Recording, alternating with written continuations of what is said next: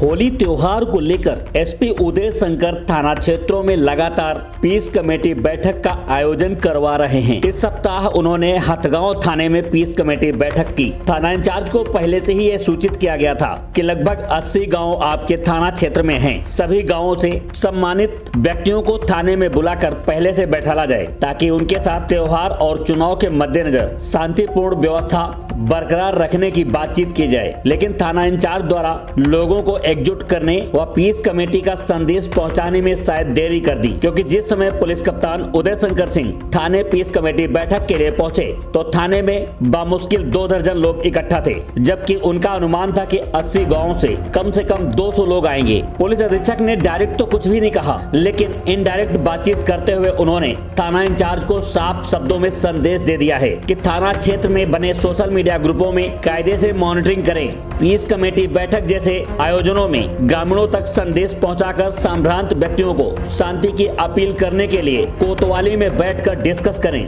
ताकि त्योहारों को शांतिप्रियता से मनाया जा सके। जल्द ही चुनाव आचार संहिता लागू होने जा रही है। एसपी उदय शंकर की सोच सभी थाना क्षेत्रों में शांति व्यवस्था को कायम कराने की है, लेकिन कुछ थाना प्रभारी एसपी उदय शंकर की परीक्षा में खरे नहीं उतर पा रहे। आगे पुलिस अधीक्षक ने क्या कुछ संदेश दिया, आप भी सुने। एडी न्यूज के लिए फतेहपुर से अमन कुमार सोनी की रिपोर्ट।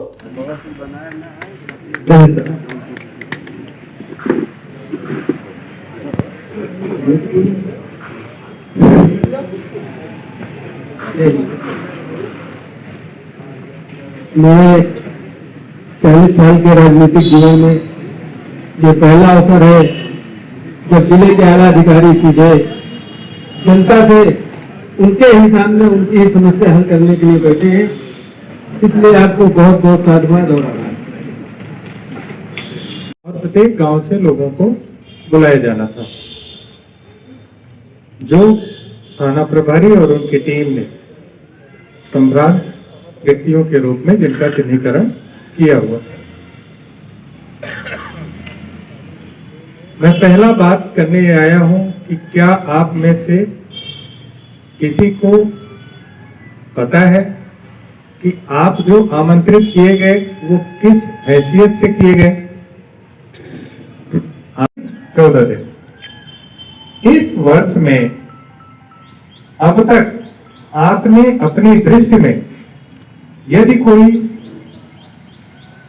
बेहतर कार्य किया है तो उसका उल्लेख जरूर करेंगे। मेरा बिंदु समझ में आ गया? क्लियर है सबको? पीछे वाले मेरी बात पहुंच पा रही है आप तक? नहीं पहुंच रही? पहुंच रही। तो अब हमारा अनुरोध होगा कि माइक आपके पास पहुंचेगा, आप अपना नाम, कहां से आए हैं और इन बिंदुओं पर बिना किसी भूमिका के यानी संबोधन वगैरह करने की कोई आवश्यकता नहीं, सीधे मुद्दे पे, क्योंकि आपका काफी समय व्यतीत हो चुका है। आप यहाँ पर बहुत समय चुनाव के दृष्टिगत अगर किसी मतदान केंद्र से संबंधित गांव पर कोई समस्या हो, चाहे वो मतदान केंद्र को लेकर हो या वहां के व्यक्तियों में कोई राजनीतिक ऐसा कोई कलह इत्यादि हो जिसमें पुलिस का हस्तक्षेप आवश्यक हो, तो उसके बारे में हम अनुरोध करेंगे कि आप जरूर जानकारी दें। और सर्वाधिक महत्वपूर्ण बिंदु जो हम आपसे जानने आए हैं,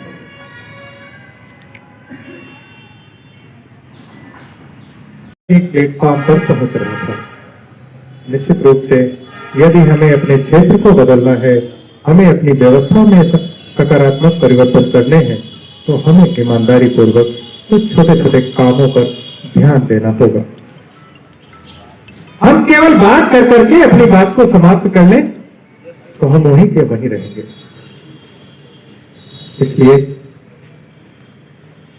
बेहतर काम केवल वही नहीं है कि हम सड़क बनाए, नाली बनाए, नाला बनाए। बेहतर काम कोई सा भी छोटा या बड़ा, जिससे भी हमारा स्वयं का, हमारे परिवार का, हमारे गांव का, हमारे मोहल्ले का, हमारे क्षेत्र का बेहतरी हो रही हो, वो कार्य बेहतर है और वो कार्य हमें महसूस करना चाहिए।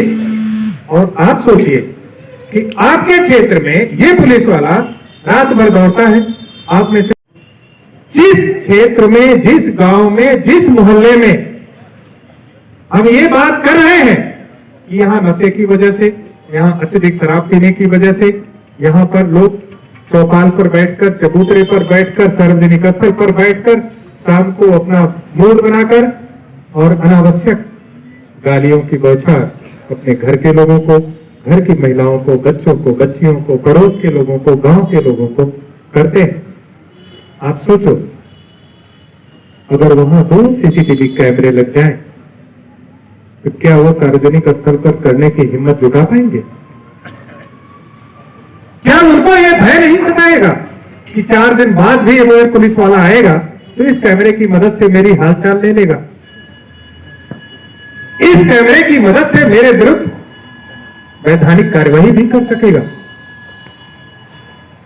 और आपके जिले की ही बात करूं, हमने कम से कम 50 से 60 गांवों का सर्वे करा के देखा है।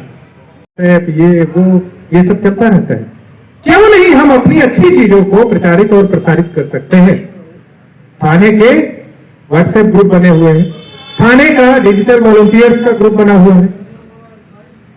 एक व्यक्ति की जो खासियत है, जो हुनर है, बायोगैस प्लांट आप लगा रहे हैं, आप गौशाला बना रहे हैं, कितना देर काम कर रहे हैं। आपने ऐसा क्या किया कि आपका दिमाग गया, आप सफलतापूर्वक उस संयंत्र को आगे लेके जा रहे हैं? यदि उसको प्रचारित किया जाए तो क्या अन्य लोग प्रेरणा नहीं पाएंगे उससे? क्या वो हमारे थाने के लोगों ने, भले ही उनसे सीधे संबंधित ना हो, उसमें कोई भूमिका अदा करने के बारे में सोचा? और सर्वाधिक महत्वपूर्ण, क्या आपने सोचा कि अपने थाने की इस सरकारी मशीनरी का हम अपनी अच्छाइयों को प्रचारित करने के लिए भी प्रयोग कर लें? कब तक हम उसमें सिमटे रहेंगे? ये चीज नहीं, ये चीज नहीं, ये चीज नहीं, ये चीज नहीं, अरे ये चीज हाँ, ये चीज हाँ, ये चीज हाँ पे यात्रा करके तो हम देखें। इस पर हमें गंभीरता पूर्वक विचार करने की आवश्यकता है। ये जो थाना की पुलिस है आपके, यहाँ महिलाएं भी हैं, पुरुष भी हैं, हर रैंक के लोग हैं। लाखों लोग परीक्षा देते हैं, 10-15 हजार उसमें सेलेक्ट होते हैं। कुछ ना कुछ तो काबिलियत होगी ना? क्या उस काबिलियत का प्रयोग आपने अपने गांव के बच्चों के लिए, अपने गांव की बच्चियों के लिए कुछ सोचा, कुछ कभी कराया कि उसको बुलाएं, उसको ट्रेन कराएं, उसकी प्रतिभा का हम प्रयोग करें? ये कमेटी, ये मीटिंग इसलिए बुलाई जाती है कि आप कम से कम अपने यहाँ की जो सरकारी मशीनरी है उसका सकारात्मक प्रयोग किस प्रकार से करें। अपराध केवल चोरी, लूट, डकैती, छिनैती तक नहीं सीमित है जी। चार्जशीट आरक्षी हैं, उनका अभी जिस स्तर का संवाद होना चाहिए अपने क्षेत्र के जनता के साथ, उस स्तर का संवाद और बढ़ाए जाने की अभी बहुत ज्यादा जरूरत है। अब ये कमेटी गठित क्यों हो, इसकी जरूरत क्या है? हमें मुखबरी की जरूरत नहीं है, हमें आप सूचना दें इसकी हमें जरूरत नहीं ना, बिल्कुल। ये कमेटी इसलिए गठित हो कि कोई भी घटना होती है, आपराधिक घटना, तो प्रत्येक घटना के निर्धारण में हमारे जो 1-2 पुलिसकर्मी होते हैं, 3 पुलिसकर्मी होते हैं, वो निर्णय फिर फाइनली लेते हैं कि ये सही है, ये गलत। उससे ढेर सारे लोग प्रभावित होते हैं।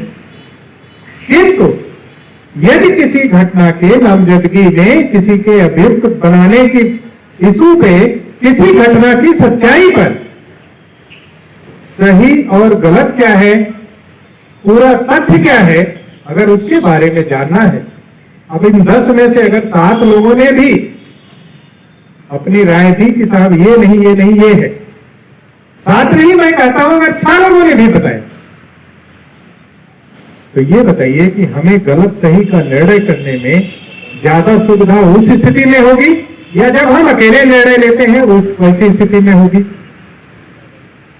तो हम कमेटी गठन करने की अपने पुलिस वालों से इसलिए अपेक्षा करते हैं कि आप इसको शीघ्रता पूर्वक ईमानदारी से गठित कराइए। हम ये नहीं सुनना चाहते कि अमुक चीज हो गई। एक प्रधान जी हैं, वो न्यायप्रिय थे, उन्होंने मैटर को संभाल लिया, उसको ट्विस्ट देने का प्रयास किया गया था, मेरे संज्ञान में है, मुझे याद रहता है, ठीक है। दूसरा मोड़ देने का प्रयास किया गया, ठीक, आप समझदार थे, आपने संभाल लिया।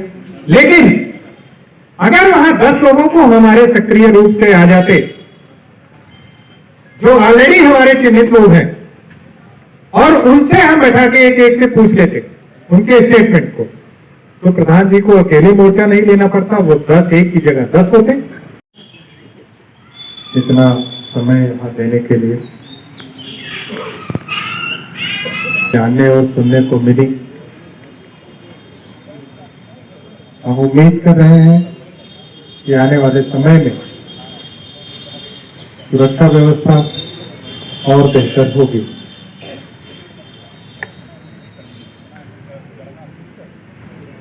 अब हम मुद्दे की बात करें तो आज हम जो गोष्ठी करने आए थे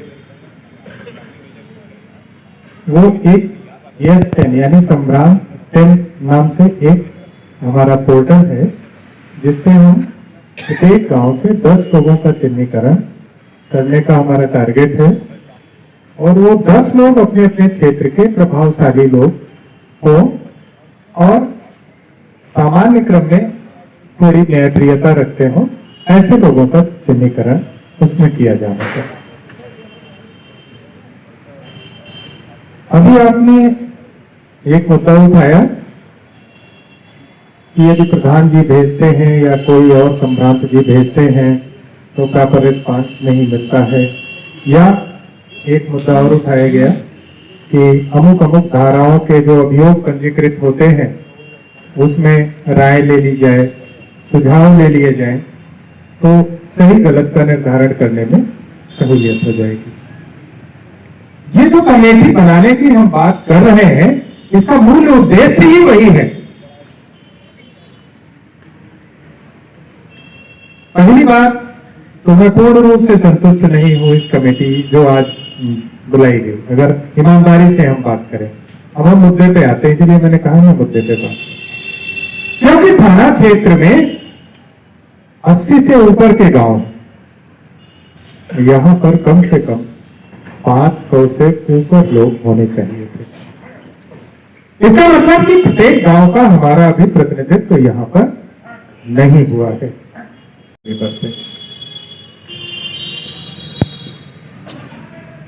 अब आते हैं हम अपने मूल मुद्दे पे।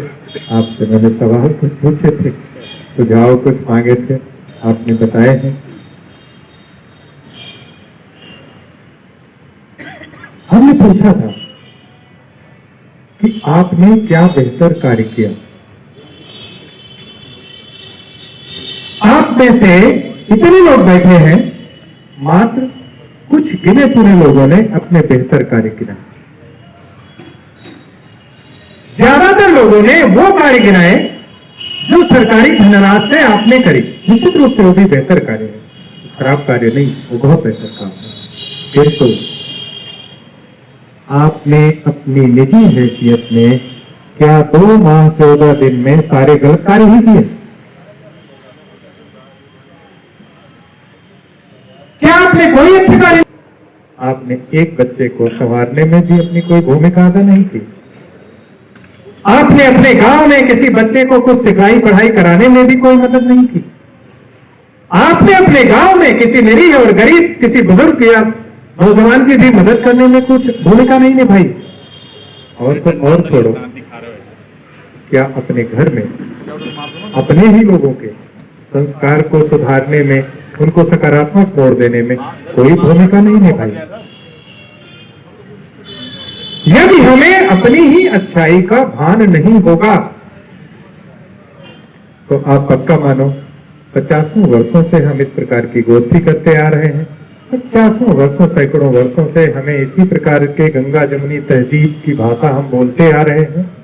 धरातल पर जब हम जाते हैं तो बातें वो नहीं मिलती जो हम बोल के जाते हैं, और उसका 20% भी नहीं मिलता।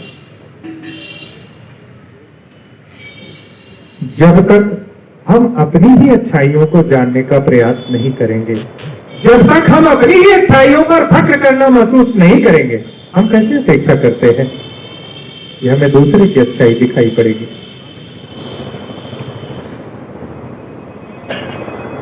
तो पहली बात, चाहे वो पुलिस वाला हो, चाहे वो पब्लिक के लोग हों, दोनों को पहचानना पड़ेगा कि चलो बुराई ना सही, बहुत अच्छा लग रहा था, यह होंगे आपकी तारीफ को, तो क्या उनका सीना फक्र से ऊंचा नहीं हो रहा होगा जैसे भी आप तारीफ कर रहे थे? या आप में से अभी एकाध को इंगित कर रहे थे कि फलाने प्रधान जी ने या फलाने जी ने ये काम बेहतर करा दिए, तो क्या उनको अच्छा नहीं लग रहा था? और जब आप इस मंच पर अपने अच्छे कार्य को बता रहे थे तो आपको कैसा महसूस हो रहा था? कोई बताएंगे कैसा फील कर रहे थे? आप ये समझिए कि यदि इसी कार्य को चूल्हा में ये जानवर का ट्रीटमेंट करते हैं, और एक और सार्वजनिक कार्य बता रहे थे आप करते हैं, ढेर सारे लोगों का कल्याण करते हैं, जब आप इस